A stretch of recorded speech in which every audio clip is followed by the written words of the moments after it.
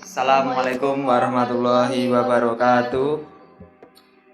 Kami dari kelompok 6 akan menjelaskan tentang tingkat margin pendanaan dan tingkat margin pembiayaan. Sebagai presentator saya Maulana Ali Akbar, dan di sini di samping saya ada Mbak Dian Amelia. Oke, lanjut. Oke, pada pembahasan hari ini kita akan membahas tentang yang pertama, konsep perhitungan margin laba dan bagi hasil. Yang kedua ada perhitungan bonus atau nisbah bagi hasil pada pendanaan. Yang ketiga ada pendanaan profit margin pembiayaan. Yang keempat atau terakhir, penentuan harga jual murabahah yang efisien. Oke, lanjut. Pada kali ini pembahasan yang pertama yakni konsep perhitungan margin laba dan bagi hasil. Sebenarnya konsep ini adalah dana yang telah dikumpulkan dari titipan pihak ketiga atau titipan pihak lainnya, dikelola dengan penuh tanggung jawab. Yang di sini prinsip utamanya yang harus dikembangkan adalah Bank Islam harus mampu memberikan bagi hasil kepada penyimpan dana minimal sama dengan atau lebih besar dari suku bunga yang berlaku di konvensional, dan mampu menarik bagi hasil debitor atau yang berlaku di bank konvensional. Oke, dari sini konsep-konsepnya ada 4 yang kita akan bahas. Yang pertama ada mudharabah. Seperti yang dijelaskan materi sebelumnya atau kelompok sebelumnya dijelaskan, mudharabah adalah suatu perjanjian di mana seorang memberikan hartanya kepada orang lain berdasarkan prinsip dagang, di mana keuntungan yang diperoleh dibagi berdasarkan kesepakatan. Oke, di sini jelas ya, prinsip ini memberikan keuntungan yang diperoleh dibagi berdasarkan kesepakatan. Yang kedua ada musyarakah atau kerjasama antara dua pihak atau lebih yang masing-masing berkontribusi dan keuntungan dibagi sesuai kesepakatan. Ini jelas, musyarakah itu konsepnya yaitu ketika ada dua pihak atau lebih masing-masing berkontribusi satu sama lain, yang dimana keuntungannya dibagi sesuai dengan kesepakatan. Terus yang ketiga, muzara'ah atau akad kerjasama pengelolaan pertanian antara pemilik dan penggarap dengan imbalan tertentu dari hasil pertanian. Ini yang sama sebenarnya, kerjasama antara petani, pengelolaan pertanian atau pengelolaan sebuah bangunan atau pertanahan atau apapun lah itu, antara pemiliknya itu dengan penggarap dengan imbalannya hasil atau nisabnya dibagi sesuai kesepakatan atau imbalannya. Yang keempat ada musyakoh, bentuk sederhana dari muzara'ah di mana penggarap berhak atas nisab tertentu dari hasil panen. Oke, lanjut kepada materi yang berikutnya, ada perhitungan bonus atau nisab bagi hasil pada pendanaan. Oke, di sini kita memakai dua konsep dari yang sebelumnya kita jelaskan. Yang pertama ada wadiah. Wadiah adalah suatu titipan dari pihak satu ke pihak lainnya yang harus dipelihara dan dapat diambil sewaktu-waktu jika penitip menginginkannya. Nah, langsung saja ke contohnya, bagaimana perhitungan bonus untuk rekening giro wadiah. Sebagai contoh, Tuan Ahmad memiliki rekening giro wadiah di bank syariah, katakanlah bank syariah D, dengan saldo rata-rata pada bulan Juli tahun 2010 sebesar 2 juta.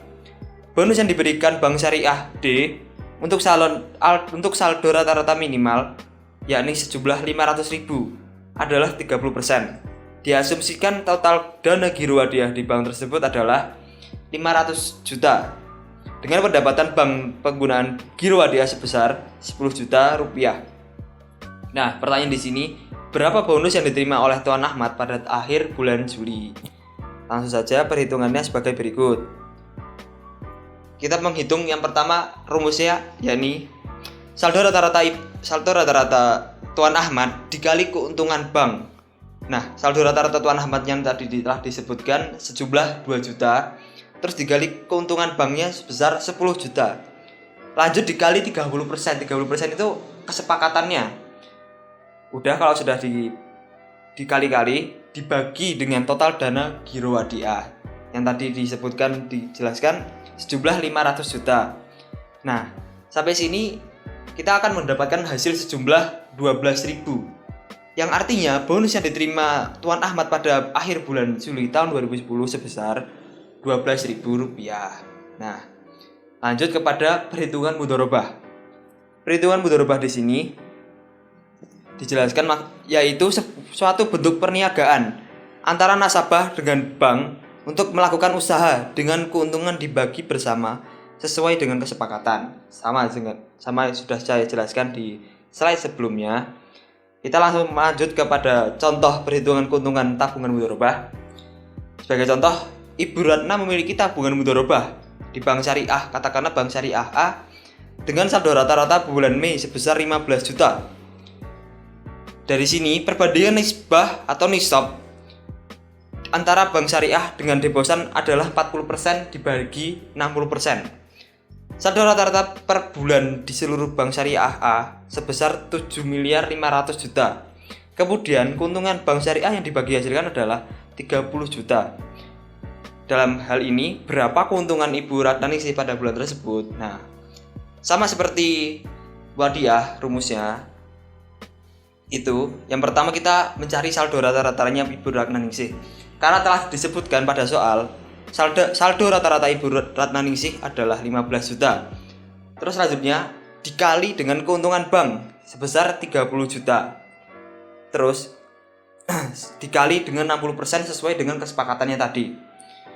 Kalau sudah dikali dengan habis itu dibagi dengan saldo rata-rata bank syariahnya sebesar 7.500.000 juta. Maka ketemulah hasil berikut dengan saldo 36.000. 36.000 artinya keuntungan Ibu Ratnaningsih yang diperoleh selama bulan tersebut sebesar 36.000. Lanjut pada pembahasannya akan dibahas oleh Mbak Dian Amelia. Kemudian yang selanjutnya ada menentukan margin profil pembiayaan. Itu ada 4 metode. Yang pertama ada markup pricing, yang mana adalah menentukan tingkat harga dengan markup biaya produksi komoditas yang bersangkutan. Jadi di sini markup itu menaikkan harga yang mana dengan mempertimbangkan banyak aspek yang ditawarkan oleh bank sebagai penjual dan yang telah disepakati oleh nasabah sebagai pembeli. Kemudian yang selanjutnya ada target return pricing, yang mana menentukan harga jual produk yang bertujuan mendapatkan tiket return atas besarnya modal yang diinvestasikan. Jadi di sini perusahaan akan menentukan berapa return yang didapatkan dari modal yang telah diinvestasikan. Kemudian yang selanjutnya ada perceived value pricing, adalah menentukan harga dengan tidak menggunakan variabel harga sebagai harga jual. Jadi di sini harga jualnya itu didasarkan dengan perusahaan yang telah melakukan yang telah melakukan perbaikan unit produk yang telah dijualnya. Kemudian yang terakhir ada value pricing, adalah kebijakan harga yang kompetitif atas barang berkualitas tinggi. Jadi biasanya barangnya berkualitas tinggi itu memiliki harga yang mahal. Jadi di sini gimana perusahaan mengeluarkan barang yang kualitasnya tinggi tetapi harganya itu yang efisien. Kemudian yang berikutnya ada penetapan harga jual murabahah yang efisien. Sebenarnya dalam dalil itu nggak ada yang berkaitan dengan penentuan keuntungan, tetapi ada ketentuan yang dapat diterapkan. Yang pertama, perbedaan harga terkadang berputar dan terkadang lambat menurut kebiasaan. Jadi kadang tuh perputaran tuh cepat sehingga menyebabkan keuntungannya lebih sedikit, atau perputaran lambat dan keuntungannya juga lambat. Kemudian yang kedua, perbedaan penjualan kontan dan penjualan kredit. Biasanya keuntungan penjualan kontan itu lebih ke penjualan cash itu lebih sedikit dari penjualan kredit.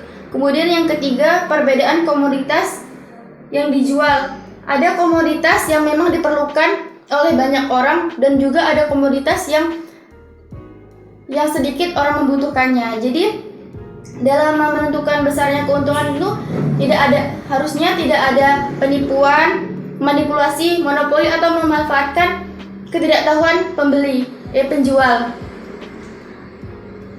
Justru dengan kita memberi kemudahan kayak gitu kepada pembeli, maka keuntungan yang didapatkan itu juga sesuai dengan apa yang kita harapkan. Oke, mungkin cukup sekian dari kami.